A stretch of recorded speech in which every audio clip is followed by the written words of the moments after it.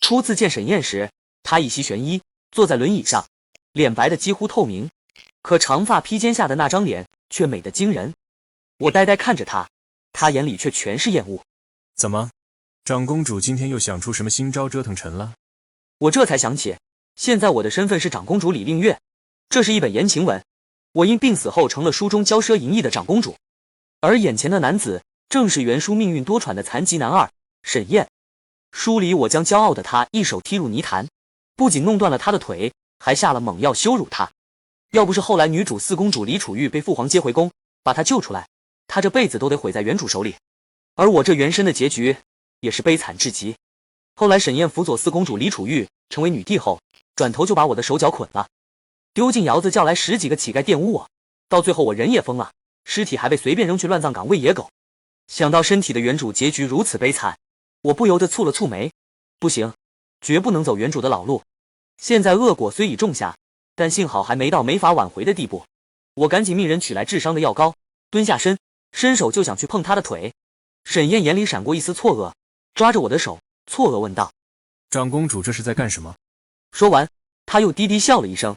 不会我现在这副鬼样子，长公主对我还有兴致吧？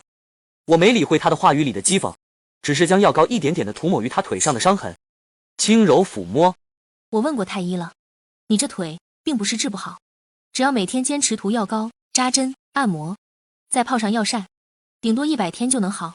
沈燕眼中闪过一抹亮色，可很快又暗淡了下去。我现在这个样子，腿好与不好，都是废人一个，有什么区别？我垂下头，柔声安慰：你有那样惊世的才华，将来肯定能成朝中栋梁，不要妄自菲薄。吃！他冷笑一声，斜着眼睛瞥我，那眼神里的嘲讽藏都藏不住。也是，害他的人反过来安慰他，换谁都觉得荒唐。我没跟他辩，就直直看着他的眼睛问：你能挪到床上去吗？沈燕唇角勾起一抹嘲弄，神色淡漠地将轮椅推到床榻旁，用手臂支撑着自己，艰难地一点点地由榻沿移到卧榻之上。他平躺下去，表情平静。长公主要做，便快些，臣有些乏了。我深吸了一口气，在床沿坐下，看着他的脸，我不由再次感叹：沈燕这张脸长得是真的绝啊！都到这份上了，还是散发着一股不食人间烟火的仙气。我将她的长袍缓慢地脱去，又去解她的外裤。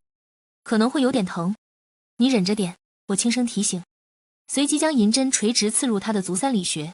沈燕闭着的双眼突然睁开，神情错愕，直勾勾地盯着我的手。你这是在干什么？这还不明显？我一边调整针的角度，一边说道：我在给你扎针。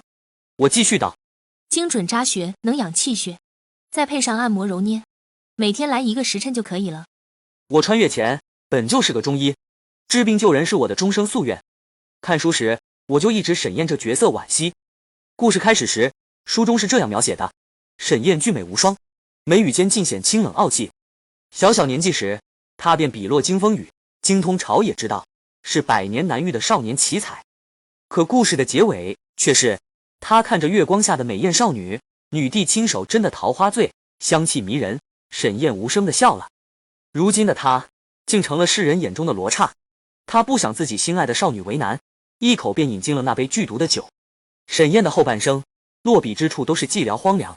我曾在心里惋惜的少年，如今坐在床头与我对视，眼里情绪深不见底。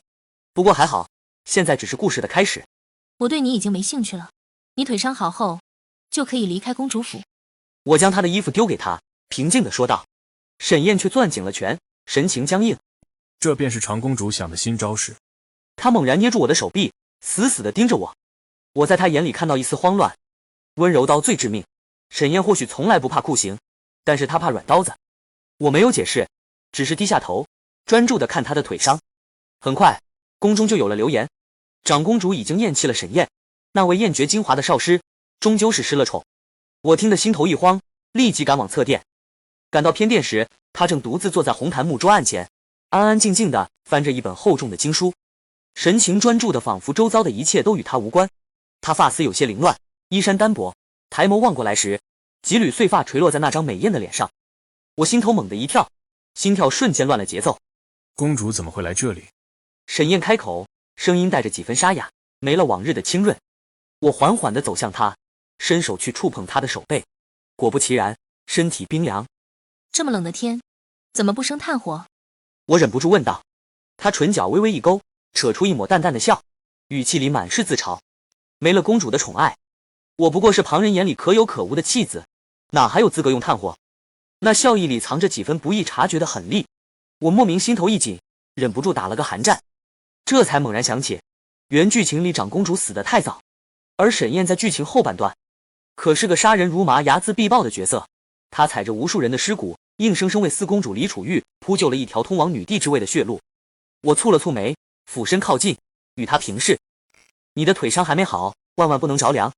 那些人敢苛待你，你尽管惩治他们。往后你缺什么要什么，都尽管跟我说。沈燕抬着眼，平静地望着我，眼神里辨不出情绪。我怕她多想，又连忙补充解释：在你侍奉我之前，你本就是我的少师，是我公主殿里最尊贵的客人，这份情分从来都在。沈燕凝视着我，神情似乎有些恍惚，一字一句道：臣需要一些炭火，还需要笔墨和宣纸。我立即去命人去取来。我状似随意问道：那些苛待你的侍女，你打算怎么处置？沈燕垂眸思索片刻后回道：那就罚他们往后半月，无肉食可吃，无炭火可用吧。我看着他，忽然笑了。这才是我认识的那个沈燕。世人都说黑化后的沈燕是恶鬼罗刹，嗜血无情，可拥有上帝视角的我却清楚，她不过是信奉以善治善，以恶治恶的准则罢了。在后面剧情里，她做的那些桩桩件件恶毒的事，说到底不过为了帮四公主李楚玉夺权铺路而已。自始至终，她没有为自己想过半分。沈燕啊，你还真是个痴人。想到这里，我的心不由揪着疼了起来。在沈燕眼里，我是那个亲手毁掉她人生的恶毒公主，而只有李楚玉才是照亮她黑暗世界的月亮，是她唯一的救赎。月色寂寥，窗外的风雪呼呼地刮着，我裹着被子躺在床上，翻来覆去却睡不着。百日之期眼就快到了，沈燕那腿伤，这时候应该好得七七八八，下床走动都不成问题了。可她为什么到现在还是站不起来？难道是我学艺不精，还是沈燕还藏着别的我不知道的病根？我正胡乱琢磨着，忽然听见店门被人轻轻推开，脚步声极轻，一步一步缓缓朝我这边走过来。我赶紧闭眼装睡，可鼻尖已经闻到了那股熟悉的味道，是我亲手熬煮调制的药膏味，带着淡淡的草药清香。来人是沈燕，她深更半夜闯我店里，想干什么？她的腿疾明明早就该痊愈了，又为什么要一直装瘸？一连串的疑问在我脑子里打转，心脏砰砰直跳。紧接着床沿微微一沉，她坐了下来，目光沉沉地落在我脸上，一动不动，像是凝视了我许久许久。就在我快要绷不住的时候，沈燕突然翻身上床，带着一身清冽的寒气贴了过来。我吓得心都提到了嗓子眼，手指死死攥着被子的一角，到底该不该装作被她惊醒？没等我想明白，沈燕的指尖轻轻一挑，我小衣的系带便啪嗒一声落到地上，大片肌肤瞬间裸露在寒冷的空气里。我冻得忍不住打了个哆嗦，黑暗里我终于也忍不住，猛地睁开眼，问道：沈燕，你在干什么？我心头冒火，语气带着几分恼意。你深夜偷偷溜进我房间，可知这已经是死罪。沈燕低低笑出声，嗓音沉哑勾人：长公主，我若是死了，对你有什么好处？我蹙紧眉头，满心不解地望着她，猜不透她的心思。我瞬间瞪大了眼睛，不敢置信，这根本不是我认识的沈燕。从前的她，连我碰一下都嫌恶地避开，每次被迫与我有牵扯后，必定要沐浴焚香，仔仔细细洗掉我身上的脂粉味。在她眼里，与我之间的一切，从来都是难以忍受的耻辱。长公主，你费尽心机对我好，到底想要什么呢？她俯身靠近，温热的气息拂过我耳畔，我心头一沉，忽然懂了，瞬间明白了她今晚的来意。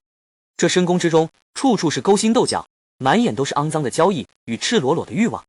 她从来不信我做这一切是毫无目的，一股酸涩瞬间涌上心头，我竟有些难过。原来只有在宫外长大，天真烂漫的李楚玉才能让她卸下所有防备，真心相待。而我在她眼里，自始至终都是那个阴险毒辣、刻薄寡恩的长公主，从来没被她真正信任过。我压下心头的波澜，声音放得柔缓，问道：你的腿已经好了？沈燕明显愣了一下，可也不过是一瞬，很快她又扬了扬眉梢：臣的腿能痊愈，全赖长公主费心医治。不知长公主此番施恩，是想让臣为殿下做些什么？我想要什么？我低声重复着他的话，像是在问他，又像是在问自己。是啊，长公主想要什么？沈燕轻轻将我拥住，指腹缠着我的发丝细细摩挲。无论权势珍宝，还是臣这身子，只要长公主开口，臣都给。黑夜里，他的嘴角勾着麻醉人的笑，看得我心头一颤。可我清清楚楚地知道，他温柔的面孔下藏着怎样的杀机，那是被折辱后的隐忍。我缓缓扬起头，平静道：我什么都不想要，既然你的腿伤好了，明日就离开这里吧。沈燕的眉头猛地蹙起，直直地盯着我，像是要将我从里到外看穿。显然，这个答案完全出乎他的意料。他猜不透我这个长公主到底要什么：男色、财富、权势。确实，这宫墙里的人，每个人都有自己的欲望。可我不是原主，我只是想拉一把这个还没彻底坠入绝望深渊的少年郎而已。沈燕，我补了一句：以后如果是真有难处，你还可以来找我。他的眉头皱得更紧了，神情有些不悦。看来是长公主真的厌弃臣了，那臣便退下了。他说着，故意摆出一副毫不在意的模样，可下榻时的踉跄却出卖了他。沈燕走后，他躺过的地方还留着淡淡的体温。我告诫自己，必须清醒，离沈燕远点。这个人，我要不起。次日清晨，沈燕已经离开了我的公主殿。沈燕离开不久，四公主李楚玉便出现了。那些太监为了讨好我，远远的看见我，便故意当着我的面肆意的嘲笑着沈燕，说她是以色侍人的面首，嘲笑她靠媚笑和苟且之事侍奉主子，还不如他们这些太监公公，字字句句不堪入耳。我攥紧拳头，正要上前，一道凌厉的鞭风已先我而至，啪的一声，牛皮鞭狠狠抽在为首那太监的脸上。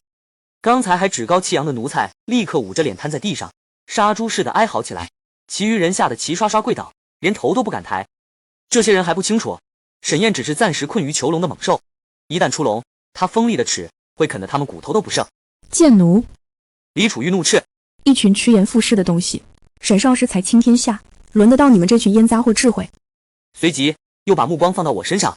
不过是身处高位者凭着权势巧取豪夺，辱人者何谈真心？李楚玉说的高位者显然是我。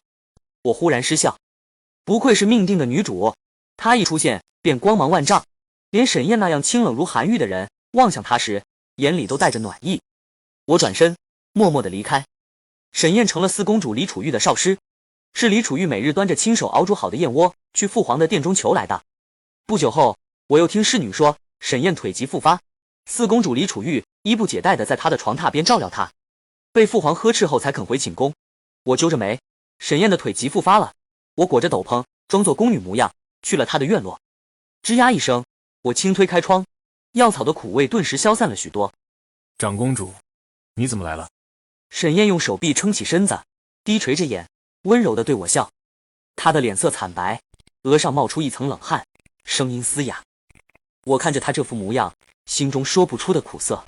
我来看看你。可今日，远远的在沈燕的小殿外，便听见银铃般的笑声传来。屋内一盏明灯明晃晃的亮着，窗上倒映一对璧人。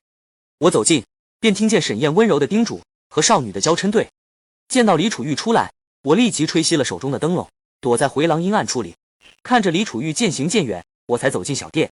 沈燕坐在桌案前，看着我浑身的血，指着身旁的铜盏花刮楞手炉：去烤烤手。那手炉我认得，是父皇赏赐给李楚玉的献礼，异常珍贵。这次我没有吩咐沈燕躺到床上去，就在她的桌案前蹲下身为她换药，包好伤口。我仰着头看她。沈燕，以后我不会来了。她看着我不说话，眼睛里看不出悲喜。我有些尴尬，只好继续絮叨。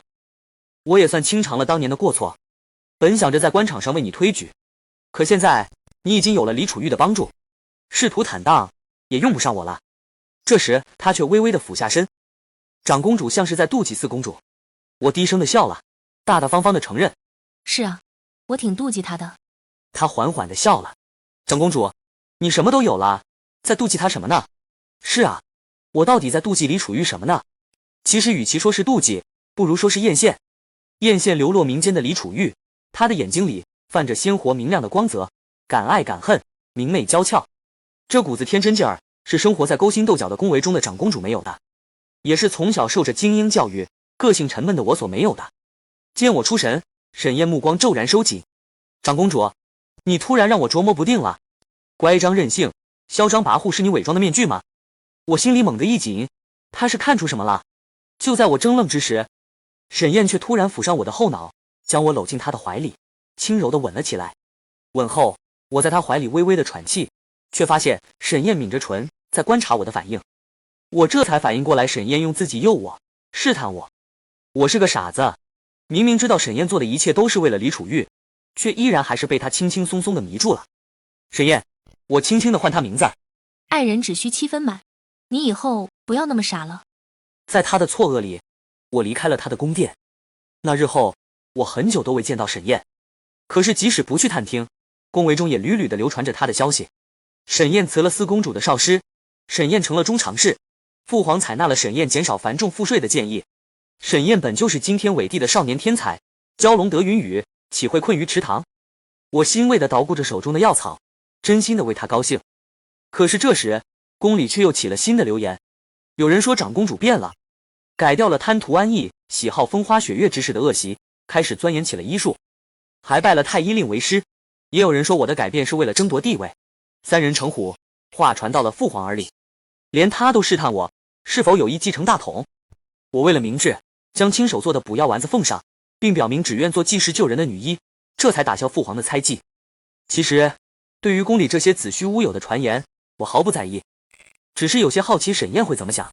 如果我成了李楚玉女帝之路的绊脚石，她会不会像原剧情对待那些爱着她演的人一样，对我赶尽杀绝？这时，我突然嗅到药草煎糊的味道，我赶忙起身，苦笑着去熄火。果然自古以来，男色误正事。又是一年春，今夏各地突然发生洪涝。我去求父皇恩准我随同太医们去宫外救治灾民，却正好遇到李楚玉也在大殿内求父皇。他所求之事是请父皇下一道旨，将他赐婚给沈燕。父皇皱着眉，一脸不悦地看着李楚玉。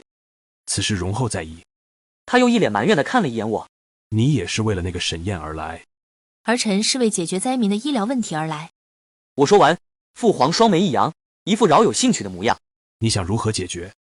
京城灾民大量伤病，医师不足，可将部分无需急救的病患转移至皇城附近医疗资源充足处，在京城巷口建立临时救助的治疗站，由太医院带头医馆的医师驻扎。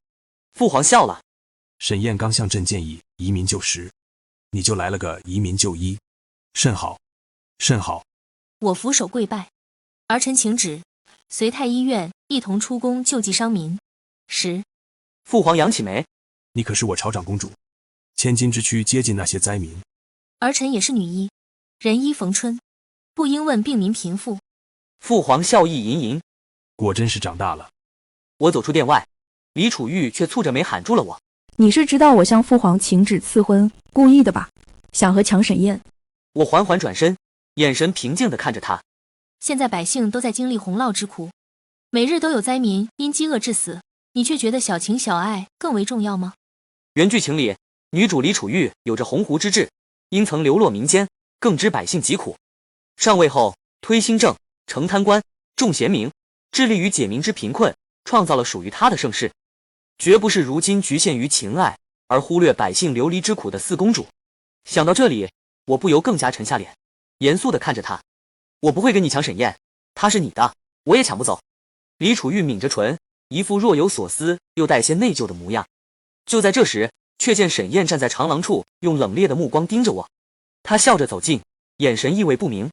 好久不见长公主，臣越发觉得长公主有趣了。她说话时，我的眼神不由落在她微动的红唇上。想到那晚的吻，我不由有些心慌，讪讪打招呼。沈燕，真是好巧。就在这时，李楚玉轻快地跑过来。沈少师，你是在这里等我吗？原来如此，他特意在这里来等李楚玉求赐婚的消息。我压下心里酸涩，及时打断了他。恭喜你，得偿所愿。我随着太医出了宫，当看到命如蝼蚁、食不果腹的灾民时，那些小情小爱的酸楚突然就变得渺小了。我瞬间找回当初学医的初心，救死扶伤的夙愿。一位大妈接过我递过的药碗，目光和善地看着我。姑娘大善，救了这么多之人，死后定要入那极乐世界当菩萨的。旁边的太医笑了：“这位姑娘，你可知是何人？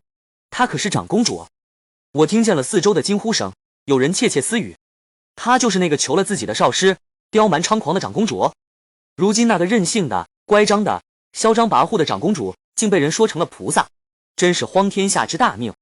刚刚还甜甜的叫着我姐姐的小女孩往后退了退，踉跄着跑进了自己母亲的怀里。她哭着问夫人：“那就是传闻中会吃人的长公主吗？”我苦笑：“我在百姓中流传的名声竟这般差吗？吃人的长公主啊！”深夜里，我惆怅着走进了偏殿外的竹林。那些为沈燕疗伤的夜晚，都会途经这处。恍惚间，我好似远远的看见了沈燕的身影。她怎么可能在这里呢？她巴不得离长公主远远的，又怎么会再踏入这片竹林？就在这时，树丛猝不及防地窜出一个宫女，握着一把匕首朝我刺来，一刀划破了我的右肩膀，瞬时鲜血淋漓。她嘶吼着问我：“长公主，你知道吗？我的孩儿死在这次洪涝之中，你为什么不救他？”枯瘦的妇人，我不知道她的力气为何这么大，我始终都挣脱不开。她见一刀未刺中我的要害，立刻抬手刺我第二刀。我看清了她身后的人，惊呼：“沈燕，真的是你？你怎么会在这里呢？”沈燕没说话，冷着脸将我拉到她的怀里，去包我的衣服，看我的伤势。我羞红了脸，去挡她的手。沈燕，你不是医师，你又不会治病。她将我挡着的手推开，沉着眉替我止血，眉目低垂，安静专注，发丝落在我的颈上，有些痒。我没忍住，问道：“沈燕，你为什么救我呢？长公主死了，对你又没什么害处。”后面的话我没有说出口。虽我无意争抢女帝之位，但我死了，李楚玉最大的绊脚石也就没了。沈燕的唇角微勾，笑了：“臣的确恨过长公主，想要长公主死。”我一听，内心没由来的有点恼怒，可接着他又说：“可是现在臣不想长公主死了。”我怔怔地看着他，他靠过来，指尖沾了止血的膏药，在我的肩上轻捻，有些疼。我蹙着眉，一声不吭。我还在恼怒他刚才说的话，沈燕突然低声地说：“臣属于自己，不是四公主的。那日我也不是特意的去等她，她是在向我解释吗？可她为什么要向我解释呢？原剧情里，沈燕爱李楚玉爱的那般疯魔，看似对他很厉，实则是处处心软，将李楚玉推开，却在他身后为他筹谋一切。他为他谋划帝王之路开始，就已经为自己立了向死而生的坟。我不想介入他们之中。一开始我就只是心疼沈燕爱意磅礴却隐秘而已，我不想莫名的成了局中人，被他俘虏。我仰头笑道：“沈燕，以后我们不要相见了。”他猛地抬头，目光灼灼地看着我。长公主那时每日清晨起，熬药草，花上好几个时辰为臣针灸疗伤，后来又冒着风雪来偏殿为我换药。我明明应该恨着长公主，兜兜转转却又走回这片竹林。长公主却说以后不要再与臣相见的鬼话。长公主玩弄臣的招式越来越高超了，她的眼神是温柔的、炽热的，带有爱意的。昏昏沉沉的，我太疲惫了，我躺在她的臂弯中睡着了。如果是一场梦，就当是一场梦，也是一场我希冀许久的美梦。我遇刺受伤的事很快地传遍了整个皇宫，有好事者造谣说这是夺嫡之争，大皇姐远嫁塞外，二皇姐整日清修念佛，宫中谣言四起，四公主派了行刺者要杀了长公主。我正在换药时，李楚玉突然急匆匆闯进我的店里，他看清了我鲜血淋漓的右肩，呆愣在原地，嘴唇嗫嚅，好半晌才冒出一句：“不是我，真的不是我派人行刺。”我笑了笑，招呼他坐下，起身亲手为他斟了一杯茶，道：“我知道不是你。四公主李楚玉从来都是敢爱敢恨、敢作敢为的人，她讨厌那些勾心斗角，对那些阴谋算计嗤之以鼻。我记忆里的李楚玉，她说要帝位，就坦坦荡荡的去要；示爱沈燕时，光明磊落，从来无惧那些闲言碎语。即使后来与沈燕决绝，也是干干净净的。”你怎么知道不是我呢？我想要跟你争地位的。我笑了，一个在对手面前如此坦诚的人，怎么会做这等脏污之事？那日从父皇的宫殿出来，我只是略微的点拨了他，他便带着王朝的施恩米亲身带领将士们去了灾情最严重的蒲州。也是在这时认识了小将军魏书。我故意逗他：“沈燕帮我查清了，那个宫女因丧子失心疯，跟你无关。”查清了就好。他又瞪圆了眼睛，道：“沈少师，我也是不会让给你的。随即，他垂下头，长睫微动，看似有些难过。他说他只当我是学生，对我无益，可我是真的好喜欢他。在宫外时读了他的文章后，就一直爱慕他。接着他又扬起眉，绽放出一个纯真的笑。所以，我不会将他让给你的。我们公平竞争。少女明媚娇艳，灵动可人，眼眸中遮不住的光彩和灵动，真美啊！在朝野上下的共同努力下，灾情终于彻底的过去。沈燕好几次来找我，我都躲着她。那一夜的吻让我慌张，我还不熟悉这种清醒的沉沦，还没来得及理清自己的思绪，父皇突然急宣我和李楚玉入太和殿。父皇待我和李楚玉一向亲和慈祥，此刻却严肃着脸，坐在龙椅之上叹气。我听见他沉着声道：“北境有意与我朝联姻，共建世代友好，需一位公主与他们的四皇子和亲。”我看了眼李楚玉，他脸色惨白，死死地咬着唇，正准备开口，空荡荡的太和殿内传来了我清冷冷的声音：“儿臣愿意。”爱。李楚玉不可置信地盯着我，父皇看我的眸子有一丝痛色。我知道他也难，如果可以，我和李楚玉他一个都不会送走。可他首先是君王，其次才是父亲。我朝刚经历了灾情，难民尚未从失去至亲的哀痛中走出，如何能再经受得起一场战乱？和亲的公主人选只有我和李楚玉，可她是未来能开创盛世的女帝，所以我很清楚，自始至终人选只有我一人。出了殿，李楚玉拉着我的手，第一次唤了我一声姐姐。她看着我的眼里带着泪，哭着说一定有其他解决的办法，还说要将沈燕还给我，好似我要走的路是一条绝路。我摇了摇头，笑着说：“楚玉，我只是不想再被百姓说是吃人的长公主了。按原剧情来说，长公主早已经死了，现在对于我而言，已经是最好的结局了。”当晚，沈燕浑身带着酒气，闯进了我的宫殿。北境魏显诚意，派了四皇子轩辕宇亲身来我朝迎亲。迎亲的队伍浩浩荡荡，百姓们都说长公主大义，自请和亲以结同盟，换百姓安康。轩辕宇进城那日，百姓们欢呼雀跃，经历过灾祸，才知平和稳定的生活多弥足珍贵，令人向往。轩辕宇站在大殿之上，气宇轩昂，奉上了来自寻邑的贺礼，一顶举世无双的金蝶明珠冠，冠上宝石呈现深邃蓝色，神秘深邃，说要献给他未来的皇妃。他冷着脸施了个寻邑的礼，被父皇请上高台侧面，坐西面东，与我同席。我垂眼，抑制不住地去寻高台下的沈燕，她也抬眸看我，幽深晦暗，那里藏着一汪深不见底的寒潭。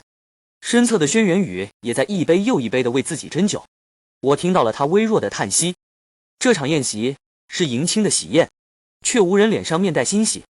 宫宴后，我朝轩辕宇行了个礼，准备离席，他突然叫住了我。他带着醉意，神态却依旧威严。他轻声地问我：“长公主，你知道郊外有一座南普陀寺吗？”我不解，可随即我马上便知道了真相。他垂下掌节，勾唇，轻笑：“我只是听人说，那里的桃花很美很美。”绚烂宫灯下，我看清轩辕宇的眼角有一颗漂亮的痣，沾染上酒气，微有些糜烂起立的红，眼角小痣，据称又名为多情痣。我猜想过，轩辕宇的心中有一个姑娘，可我未曾想过，他那么大胆，牵着那个带发修行的小尼姑来我的寝殿求我。那个姑娘身着灰色的僧袍，一脸素净，却似一个精致小巧的泥娃娃，娇滴滴，惹人怜爱的一张面孔，看着怯懦，一双明眸却既勇敢又光亮。高傲的四皇子扑通一声跪在了地上，说他找了他许久，本已经死了心，可他又出现在了他面前。他说他在寻邑时就想娶她，却误会了他是我朝的奸细，他伤了他，他也被彻底的伤了心，离开了北境。他求我成全，他说没有他，自己就是一具行尸，活着和死了也没什么区别。轩辕宇长了一张冷眸，可看向自己心爱的姑娘，眼神既温柔又炙热，眸里的爱意满的都要溢出来了。可我却摇摇头。我将他扶起来，敛眉笑了。轩辕宇，为了两国的结盟，你必须要娶长公主。长公主出嫁那日，朝中大臣、亲贵、百姓都来送行。长公主坐着北境来的鸾车，北境四皇子轩辕宇亲自导路，仪仗队提灯，四公主李楚玉随皇后乘着九龙轿亲自随行。她头上戴着那顶举世无双的金蝶明珠冠，面蒙红色薄纱，优雅又尊贵。从此世人都知道，长公主为了两国世代友好，远嫁了荀彧。而在蒲州的一个小渔村，有一女医师开了一个医馆。据传，她治病的方式清奇，但各种疑难杂症经她手便可药到病除。自从治好了张大妈困扰多年的老寒腿，她隔三差五的就来给我送些东西，还吵着要给我介绍夫君。李令月，这次我给你介绍的这个男人跟以往都不同，那模样俊俏道，像是那个9天下凡的仙人，还是个教书的先生，斯斯文文的。若不是张大妈成了亲，生了娃，硬是要跟你争抢的。我边挑着红烧鲤鱼的鱼刺，边敷衍的回道：9天下凡的仙人啊，那定是会被村子里那群小姑娘抢破了头，我就不去凑这个热闹了。不是啊，令月，这次真的不一样，沈先生，他……后面的话我一句也没听进去。什么9天下凡的仙人，姿容绝代的教书先生？我心悦之人，远在皇城，是心怀天下，有着治世之才的少年郎，清风霁月，容貌举世无双。吃完鲤鱼，我懒洋洋地躺在小院里的藤椅上小憩。午后的太阳暖洋洋的，洒在身上，温暖舒适。我睡得昏沉，不知何时，和风丽日的天却突然阴雨绵绵。醒来时，我的头上撑着一把油纸伞，我仰头，细细雨珠簌簌地落于撑伞之人的肩膀之上。他一身玄衣，眉宇间安详宁和，一双眸美的惊心动魄。沈燕勾着唇，俯下身，把慌张到无措的我抱起身，在我耳边柔声道：“长公主，臣来求你了。”